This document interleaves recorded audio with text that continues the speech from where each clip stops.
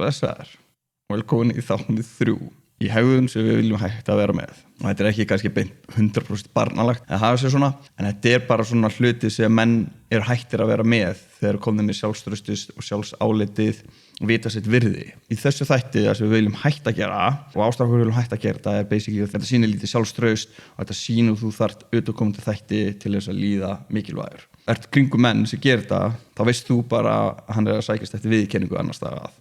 Þá veist þú að þú ert bara komin lengra. En basically það sem við viljum hægt að gera að vera ósammála fólki til þess að hafa yfirhöndina eða fá vald.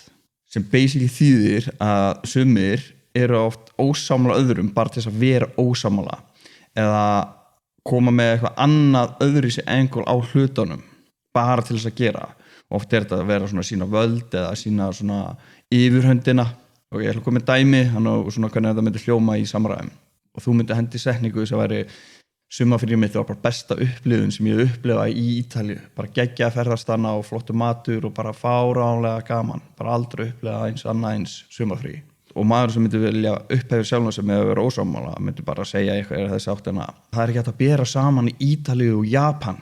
Bara Japan svo töluvert miklu betri ferðamannastaður og bara Ítalía ekki nógu góður staður til þess að ferðast alltaf mikið af túristum.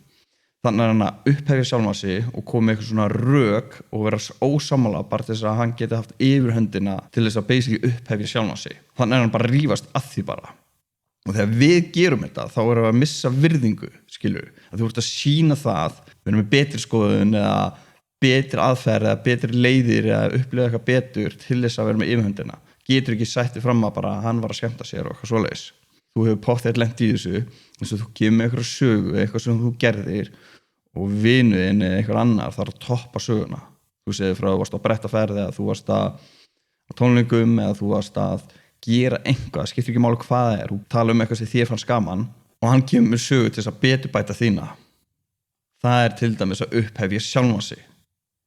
Og ef við sjálfur erum að gera þetta, þá erum við að sína low status og missu hægt rólega virðinguna. Oft gera menn þetta til þess að vera miðpunkturinn eða fá alla athyglina og þá koma alltaf með betri sögunar. Og þetta á líka til með eldri menn, af því að það fullt af ykkur yngri strákur sem hafa lent í þessu að þú ert að vinna með einhver eldri maður fyrir að sína eitthvað lag. Og hann að sína lag eða tónlist eða tónlistamann ekki að þegar hann langar að kynna fyrir einhver nýjum tónlistamanni, hann að sína þetta svo hann getur sagt við, veistu ekki hver þetta er? Veistu ekki hver söngur Queen er? Okkur veistu það ekki? Þeir eru að gera þetta til þess að fá þetta validation eða sína völd og að viti meira og svona. Og þetta bara þess að leið fyrir þá til sýnast eins og þessu ofar, skilur en maður sjálfur. Þess vegna viljum við ekki byrja að gera þetta og þess vegna viljum við komast hjá því að gera þetta sjálfur. Af því þetta minnkar okkar value. Maður sem hann sjálfur nægur hefur ekki þörfum til þess að gera þetta af því að hann alltaf bara með sjálfstraust og sjálfsvirðinguna og sjálfsáliti í lagi og þá þarf hann ekki að gera þetta en menn sem þurfa að gera þetta eru ekki með þetta í lagi og stundum þetta bara hegðunarmunstur, stundum þetta bara eitthvað sem lærir æsku það er ekki fullt ástæðum en ef þú meðvitaður hvað þú gerir og hvernig þú gera þá getur þú blokkað þá getur þú komið veg fyrir að haga þér eins og strákur og ef þú ert mikið að reyna að toppa sögur hjá einhver öðrum með einhver annar að segja eitthvað stundum rosa gott að bara einhver sem kemur með einhver sögu sem hann stoltur og ánægður með að bara leyfa honum að eiga mómentið gerði eitthvað frábært eða skemmtilegt ekki að reyna að koma og beturbæta söguna með þína eigin sögu, skilurðu það munur á að vera ósammála einhverjum að þú ert með einhver skoðun eða bara vera ósammála einhverjum til þess að sýnast að vera með yfirhöndina eða meira völd, eða meira kunnáttu eða bara vera með eitthvað betri skoðun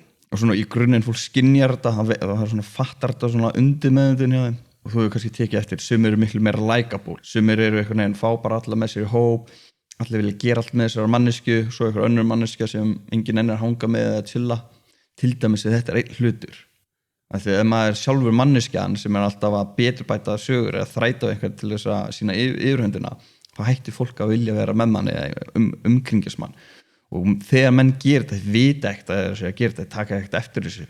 Þannig að núna veist þú þetta, nú getur þú bara hætt þessu. Og bara eitt annað dæmi í lokin og sem að þú ert að ræða við einhvern mann. Það myndi segja við þig, þú ert eitthvað að reyna að tjáðu eitthvað svoleiðis. Barnalög maður myndi segja þetta svona við þig. Þú veist augljóslega ekkert hvað þú ert að tala Ég veit bara miklu betur. barnaleg setning að segja við einhvern tala við sig.